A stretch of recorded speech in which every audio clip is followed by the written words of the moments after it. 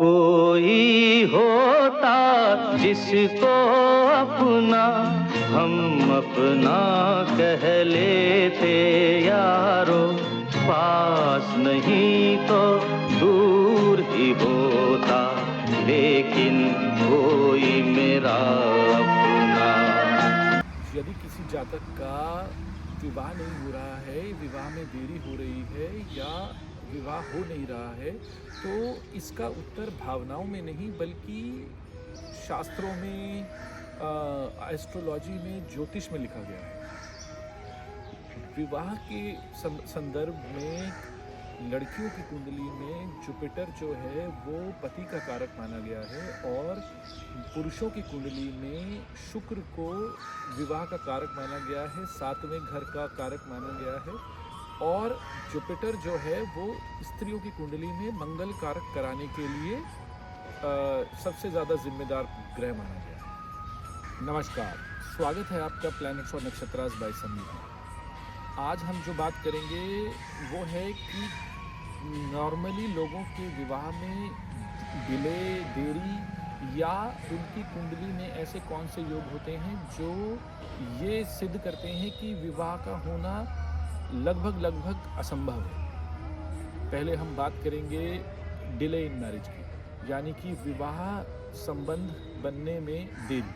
अगर किसी भी कुंडली में 17 एक्सिस में या 28 एक्सिस में क्रूर ग्रह आ जाते हैं, जैसे कि शनि, मंगल, सूर्य, तो ये आपकी विवाह में देरी की पुष्टि करते हैं, क्योंकि जो 8वां घर है वो महिला के लिए मंगल कारक का घर है और जो दूसरा घर है वो आपकी पत्नी के लिए 8वां घर बनता है। तो इसी वजह से डिले इन मैरिज में जो सबसे बड़ा फैक्टर होता है वो हमें ये चेक करना होता है कि 17 एक्सिस पे या 28 एक्सिस पे कोई भी क्रूर ग्रह।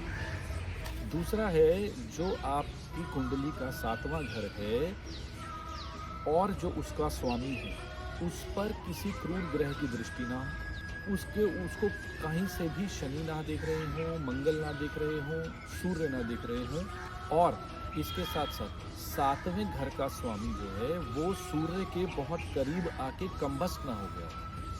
अगर किसी भी तरीके से 7वां घर या 7वें का जो स्वामी है वो कमज़ोर होता है तो ये जो कॉम्बिनेशन है ये विवाह में देरी का कारण बनता है। तीसरा जो इम्पोर्टेंट चीज़ है हमें कुंडली में देखनी चाहिए वो ये है कि शुक्र, गुरु, बुध, जो ये तीन, या हम बात करें तो सिर्फ शुक्र और गुरु, ये जो नेचुरल बेनिफिक प्लैनेट हैं, जो पूर्ण रूप से शुभता के कारक हैं, अगर ये आपकी कुंडली में वक्री हो जाएं तो भी इस बात का अंदाज़ा लगाया जा सकता है कि आपकी जो शादी है उसमें डिले हो सकता है। चौथा और जो सबसे इम्पॉर्टेंट चीज़ है डिले इन मैरिज में, नॉर्मली क्या होता है कि लोग देखते हैं कि 5वें घर से आपका प्रेम संबंध दिखता है, 7वें से आपका शादी का संबंध दिखता है, लेकिन एक बहुत इम्पॉर्टेंट चीज़ है वो है 12वां घर। 12वां घर जो होता है वो शैया सुख का घर होता है। अगर आपके 12th हाउस पे डबल एफ्लिक्शन है, यानी कि 2 क्रूर ग्रह कहीं से भी आपके 12वें घर को देख रहे हैं, तो ये आपकी कुंडली में शैया सुख को डिले करते हैं या मना करते हैं। तो अगर आपके 12वें घर पे डबल एफ्लिक्शन आती है या 2 क्रूर ग्रह उसको देखते हैं तो ये भी शादी में डिले का कारण बनता है। चौथा घर जो है वो आपकी डोमेस्टिक हैप्पीनेस का घर है, वो आपकी जीवन में खुशियों का घर है, वो आपकी जीवन में स्टेबिलिटी का घर है।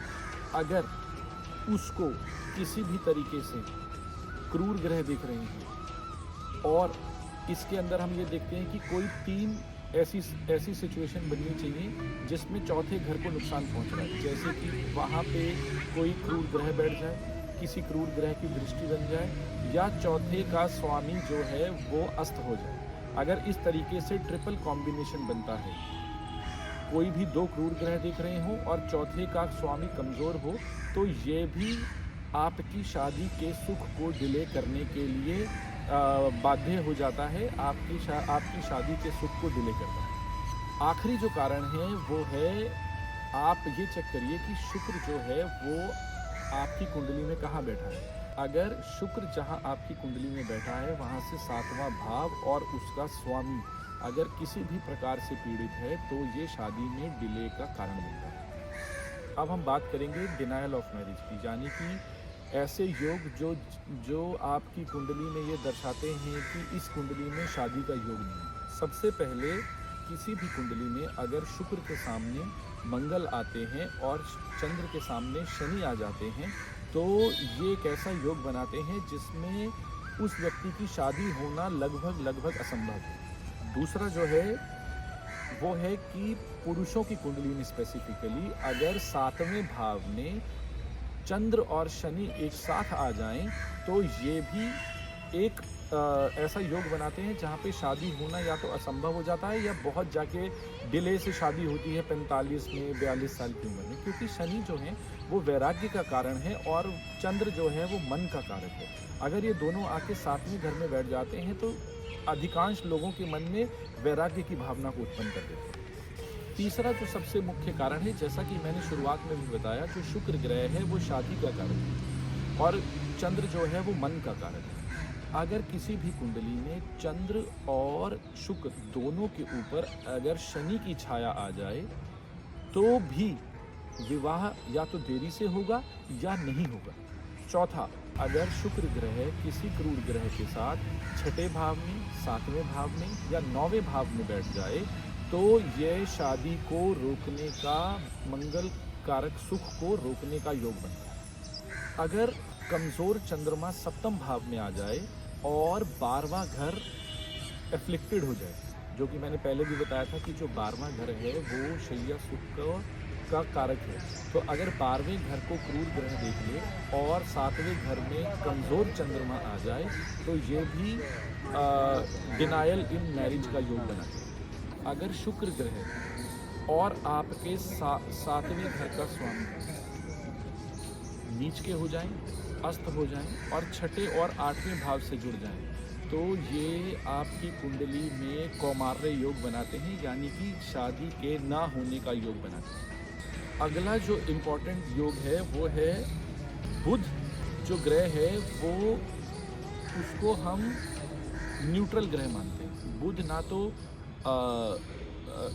मेल प्लैनेट है ना फीमेल प्लैनेट है, वो यूनक प्लैनेट है। मरकरी जो है वो एक यूनक प्लैनेट है।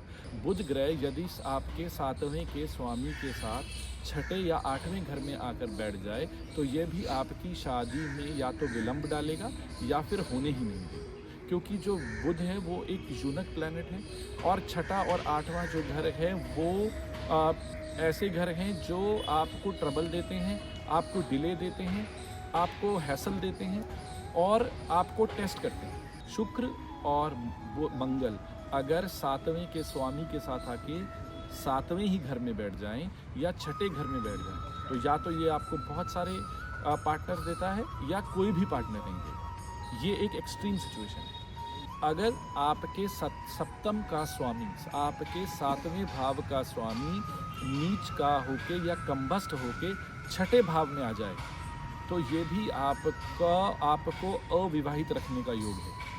अगर आपके 7वें और 12वें घर में, जैसा कि मैं कहता हूँ कि 7वां घर जो है वो शादी का घर है और 12वां जो घर है वो शैया सुख का घर, अगर 7वें और 12वें घर में क्रूर ग्रह आ जाएं और उनके ऊपर गुरु की छाया ना हो तो ये भी आपको कौमार्य योग देता है। एक बड़ा अच्छा सूत्र मैं आपको बताता हूँ, वो लड़कियों की कुंडलियों के लिए स्पेसिफिक है।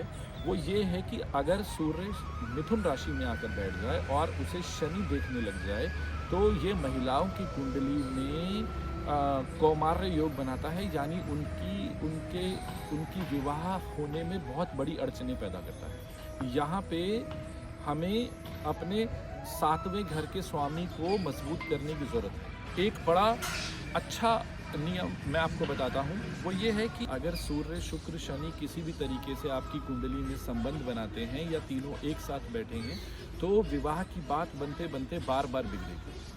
तो ये जो सारे कॉम्बिनेशंस हैं, ये सारे कॉम्बिनेशंस आपके कुंडली में कौमार्य योग बनाते हैं, यानी कि या तो शादी में विलंब डालेंगे या शादी होने ही नहीं देंगे।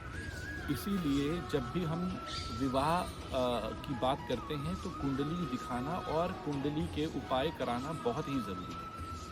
कोई भी कुंडली आपके कर्म से ऊपर नहीं है। तो अगर आप ठीक उपाय करते हैं, अगर आप सही ग्रह को बल देते हैं तो शादी होना संभव है, शादी का निभ पाना भी संभव है। तो मेरी आपसे रिक्वेस्ट है कि आप इस वीडियो को ज़्यादा से ज़्यादा शेयर करें और सब्सक्राइब करें, ताकि सभी लोग अपने जीवन में विवाह से जुड़ी हुई समस्याओं का निवारण कर सकें और अपने जीवन को बेहतर और खुशी से जी पाएं। धन्यवाद।